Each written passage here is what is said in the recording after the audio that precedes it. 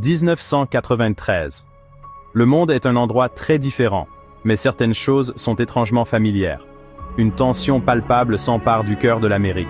Les gens se rassemblent sur les places, les yeux rivés aux écrans et le cœur serré.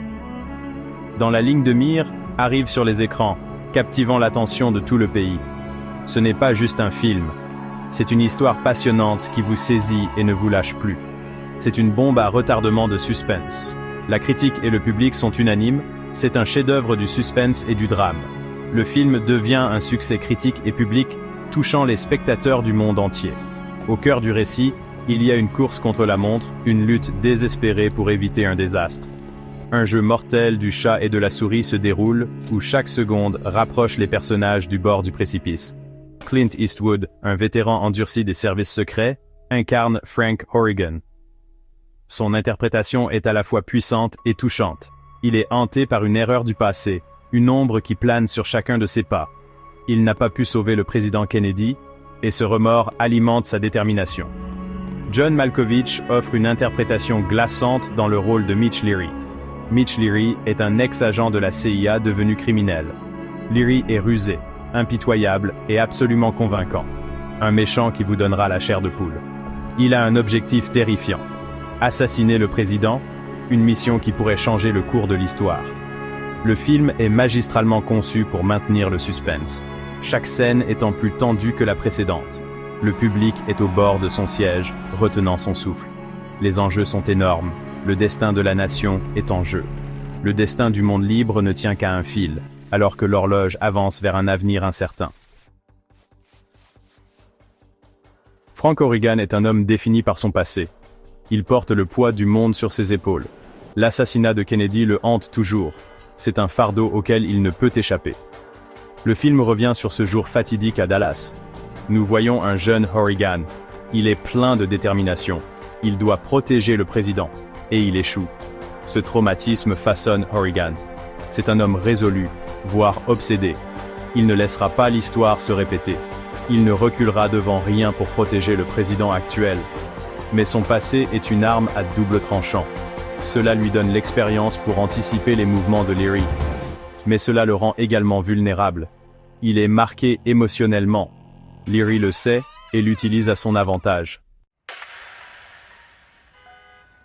L'interprétation de John Malkovich en tant que Mitch Leary est tout simplement brillante. Il incarne l'essence d'un méchant complexe, faisant de Leary l'un des antagonistes les plus mémorables de l'histoire du cinéma.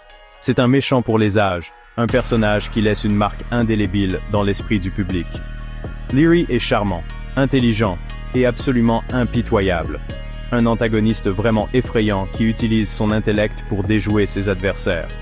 Leary est un maître de la manipulation. Il joue avec Horrigan, utilisant des jeux d'esprit pour le pousser à bout. Il le nargue avec des appels téléphoniques, chacun plus inquiétant que le précédent. Chaque conversation est une bataille psychologique, une épreuve de force entre deux esprits brillants. Leary veut briser Horrigan, saper sa confiance et le faire douter de lui-même. Il veut qu'il revive son plus grand échec. Ses motivations sont complexes, animées par un sens tordu de la justice. Il ne recherche ni la richesse ni le pouvoir, mais souhaite démasquer les lacunes du système. Il veut exposer les défauts du système, montrer au monde ses faiblesses inhérentes. Il est déterminé à prouver son point de vue, même si cela signifie ôter des vies. Ses actions sont calculées, préméditées. Leary est un adversaire digne d'Horrigan, un véritable égal à tout point de vue. Ce sont les deux faces d'une même pièce, chacun étant animé par son propre sens de la justice.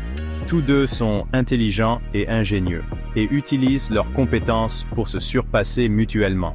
Mais leurs méthodes sont totalement différentes. L'un opère dans les limites de la loi, l'autre non. L'un lutte pour l'ordre, l'autre pour le chaos.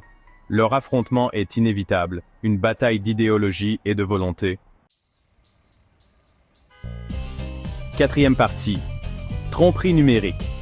L'histoire rencontre la technologie. Dans la ligne de mire n'est pas qu'un thriller à suspense. C'est une merveille technique. Le film combine parfaitement des images d'archives et de nouvelles images. C'est un témoignage de la puissance de la réalisation cinématographique numérique. Les cinéastes utilisent la technologie numérique pour insérer un Clint Eastwood plus jeune dans les images de l'assassinat de Kennedy. C'est un rappel troublant du passé d'Oregon. La frontière entre la fiction et la réalité est floue. L'utilisation de la technologie est subtile mais efficace. Cela ajoute une couche d'authenticité au film. Cela rend les événements à l'écran encore plus crédibles et viscéraux. Cinquième partie. Un héritage durable. Un thriller pour les âges. Dans la ligne de mire est plus qu'un film. C'est un phénomène culturel. Un morceau d'histoire du cinéma qui a laissé une marque indélébile au cœur du public du monde entier. C'est un film qui vous reste longtemps après la fin du générique, suscitant réflexion et conversation. Son influence sur le genre du thriller politique est indéniable, établissant une référence en matière de narration et de développement des personnages. L'attrait du film réside dans sa simplicité, mais il tisse magistralement des thèmes et des émotions complexes.